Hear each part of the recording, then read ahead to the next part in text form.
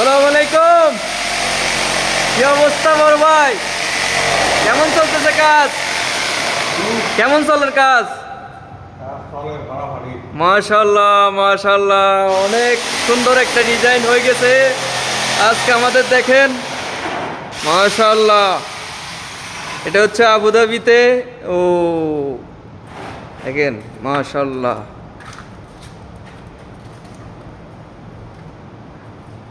তো কি অবস্থা, কাজকর্ম কেমন চলে? আচ্ছা, অনেক সুন্দর একটা ডিজাইন হয়ে গেছে দেখেন গাইস।